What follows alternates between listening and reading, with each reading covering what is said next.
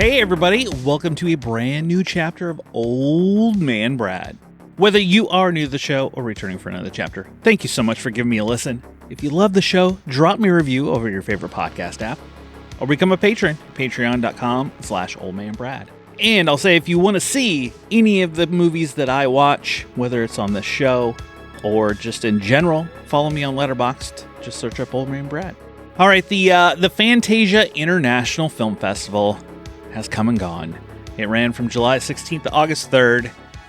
You heard a recap of my first half of watches that I did. Earlier this week, I chatted with Lloyd Kaufman, Lily Hayes Kaufman, Catherine Corcoran about Occupy Cannes, the new movie where trauma disrupts the Cannes Film Festival. Now I'm back to finish up my Fantasia International Film Festival watches. I have another list of watches for you. I think I did 8 in part 1. I think I have another 8 for you today. So I did 14 total feature films and 2 short films for what I watched for the film fest. So many more I would have loved to watch, but I just didn't have the time to get to them. And I will definitely be watching for some of them to release, and I'll watch them when they come out to the world. But before we dive into all of, part 2 of my Fantasia recap, say if you're in the Cincinnati area, come out to Frightful Fridays on the 3rd Friday of the month. So thankful to be partnered with the Esquire Theater to host a horror screening once a month. Our screening for August, on August 15th, is The Toxic Avenger, the original Troma Toxic Avenger from 1984. I am super, super excited for this screening. Been wanting to see this on a big screen for a long, long time. But come out August 15th at 10 p.m. and let's watch a movie together. Also next week in Cincinnati at the Woodward Theater on Monday, August 11th, come out and watch Spring Shark Attack with me. We're going to be screening that at 7:30 at the Woodward Theater in Cincinnati. But that one should be fun. Come out and let's do some sharks. All right. Let's talk some more Fantasia International Film Festival. So just like in part 1, I'm going to go through the films that I watched, give some short, fairly spoiler-free. I'm going to keep them spoiler-free. If I end up spoiling it, it wasn't intentional. But I'm going to go through the watches that I did and kind of give you quick thoughts on them. Because I want to keep it spoiler-free because I want you to watch these. Overall, with the Fantasia International Film Festival, I don't think there were any of the films that I watched that I completely just you know what, did not like this. They all had their own kind of artistic vision to them. Many of them, they might not have clicked completely with me, but I understood where the movie wanted to go and what it wanted to do. And just, overall, I liked everything that I watched. Everything that I watched was just solid. Let's just say that, solid. All right, we're going to start off with the first one, and that is a movie called Stinker. Now, this is also goes by the name Sasik, I believe is how you say it. It's directed by Yurden Telemisov, and this is a movie about this alien that crashes, and these quirky characters in this area. Like the alien goes into an outhouse and lives in basically the crap hole. Let's just say that. And this was an interesting concept of a film that I really enjoyed. It was very heartfelt about this alien that kind of brings these unlikely characters together. Because in the beginning, you have this man who is homeless. He's going to try to kill himself. The beginning of it was so funny, the way when he's trying to kill himself. I'm not going to give away the joke, but the way that it's kind of cut together and it goes. It really sets you up on this lighter tone as you start the film. And then this alien shows up. Only the man sees him at first, and he's telling people, and people are like, this is just a crazy homeless guy. He hangs out at this, it's kind of like a little store with this lady and little girl that are there. But basically, the movie reminded me somewhat, a little bit of like E.T., where this alien comes and they have to try to save this alien because as this alien is on the verge of dying. But with that, it kind of brings the people together almost like a family as they're trying to protect and save this alien. And it's cute, heartfelt, fun, funny, very enjoyable. This is a definite recommend from me that this is a movie I think you could watch with the family. It was just a solid movie. So watch for Stinker coming and watch it with the fam. It was a good time. I also forgot to say Stinker had it. This was its North American premiere for Stinker. But yeah, watch for it. Next up, Canadian premiere of The Serpent's Skin. This is a movie directed by Alice Mayo McKay, and she's done a lot of indie horror films in a short amount of time. Like, she's fairly young. I think her first movie, I think she was 16 maybe when it came out. She's one I've followed. I've seen a handful of the films that she's done. And I'm going to say they don't always hit, but I appreciate what she is doing, not only for representation in the trans community in her films, but what she does with basically no money. It's the epitome of a low budget, no budget film that I think with each movie she comes out with, it gets stronger as she goes. The Serpent Skin was a very interesting movie. It's a dark love story, and it involves witches, kind of serpent, demon, almost vampires. And overall, like, there's pieces that I absolutely loved in this movie. I think she has definitely gotten better through the films that I can't wait to see more of her movies as she progresses along, because I love the story between some of the characters. Some of the acting of our lead sometimes felt a little monotoned or just kind of dulled down emotion. But the characters and the relationships kept me going. Overall, I think this is the best film she's done. And I look forward to whatever comes next.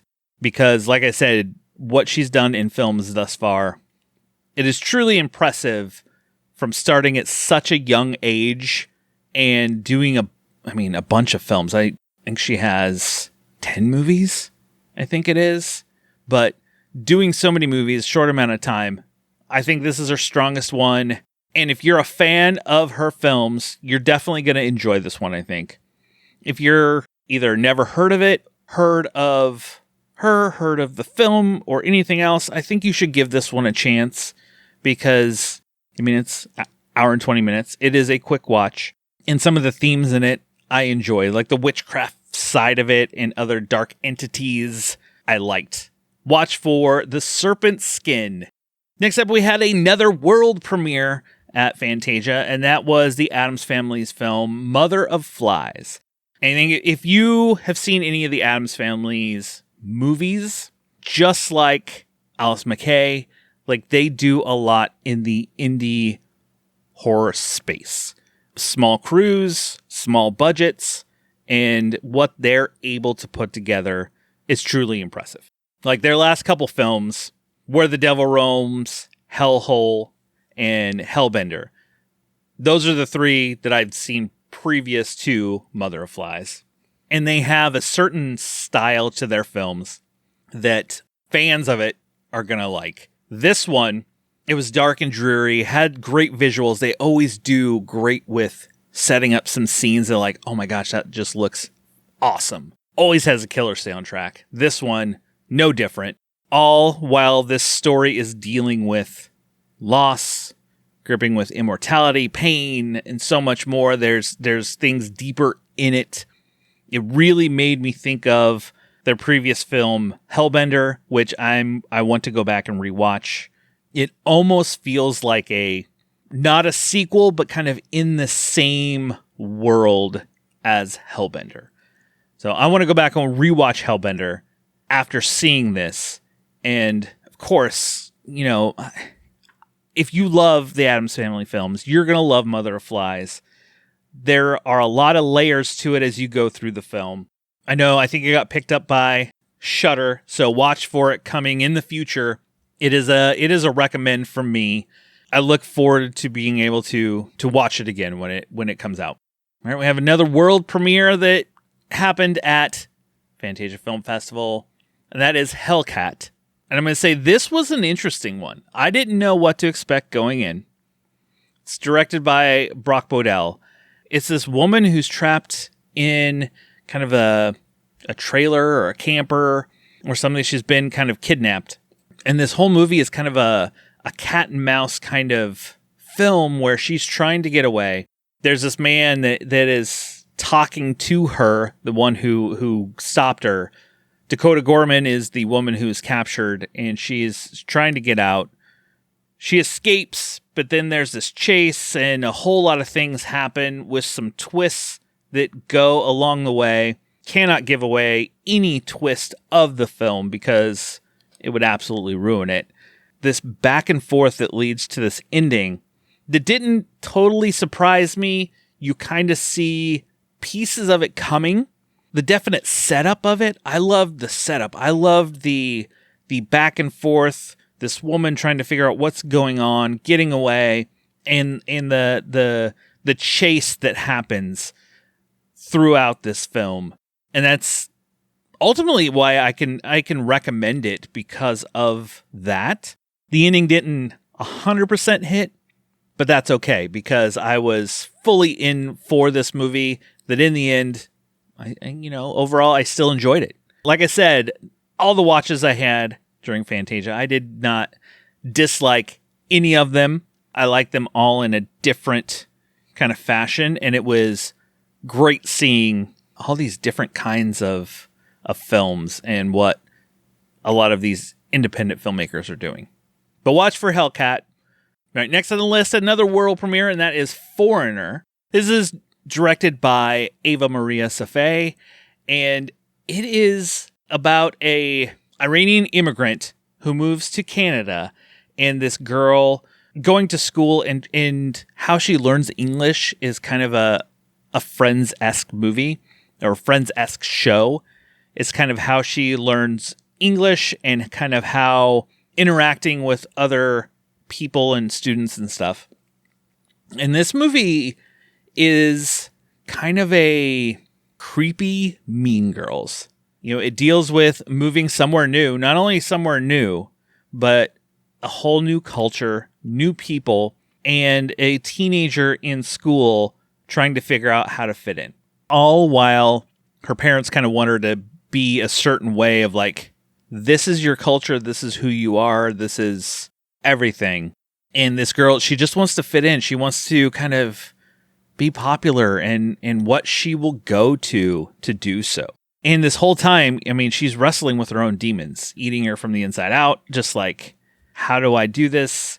And I will tell you, when we got to the ending, or the end, there was something happens in this movie I was not expecting what to happen. It honestly made the movie even better for me. Like, first, I enjoyed it. I was like, okay, this is a nice story of someone from another culture moving to a culture they don't know, trying to fit in while their parents are saying, no, you need to be this way, or, doing things like this. And then the way it kind of spirals darker and darker leads to this end that I was like, oh, I didn't expect this to happen. Awesome. So it elevated the film for me in that aspect. This one is a definite recommend. It was a semi-surprise. I wasn't sure what to expect from this movie going in. In the end, I was surprised by it. Enjoyed it more than I honestly thought that I would. So that's why Foreigner definitely gets a recommend, and you need to watch for it whenever it comes out. All right, another world premiere that I don't need to say too much about this one because my previous episode was about the film, and that is Occupy Cannes. This is a documentary about the Trauma team. They go to the Cannes Film Festival. How not only trauma is perceived there, but kind of how the film festival has become more of a popularity contest. The small independent person, the small independent film, the small independent companies are just kind of brushed to the wayside. Troma kind of does things a little differently. This is a movie that goes through basically everything they had to go through during this time at Cannes, all while they're just like, we've been here since 1971. It has changed so much.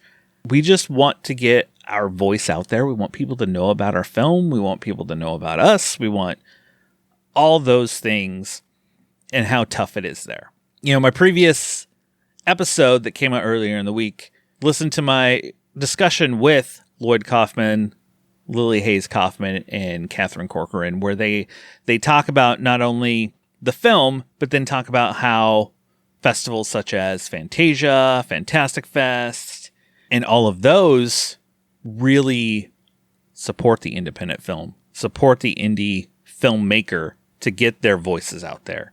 Unlike a Cannes that has become more studio, big company driven. But I highly recommend Occupy Cannes and watch for that to come out, because it was an enjoyable story kind of seeing this side of things. Seeing that little glimpse, especially from a side of someone like Troma, who is, like I said, they're mavericks. They do things a little bit differently. Even here at Horror Hound, they have fun. They do it different.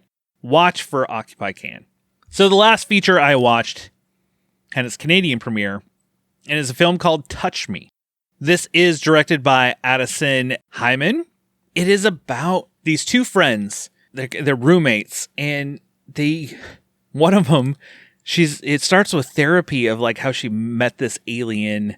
They're addicted to this alien's kind of touch, or what this alien does to them, almost like a drug. It's kind of a twisted story as it kind of spirals through. It's a very interesting take on stuff like addiction, things like that. And it has some great practical effects. There are a few really good scenes with practical work in it. Overall, like my biggest gripe with it is I felt like there were times this movie didn't know what exactly it wanted to be. If it wanted to be more comedy, if it wanted to be more of a drama, if it wanted to go full sci-fi horror or something else. It kind of felt like a jumble of all of that and branched off to a lot of this stuff here and there. In the end, I was like, I liked it. I wanted it to kind of have more of a straightforward voice. It did feel jumbled a bit, but I did like it because I loved how they dealt with something like addiction, something like friendship, that outside person or force that might get in the way. So overall, Touch Me is a recommend from me for you to watch for. It's just a bit of a jumbled up movie for me, if that makes sense. So the final film was a short film, and that is a short film called Bullet Time.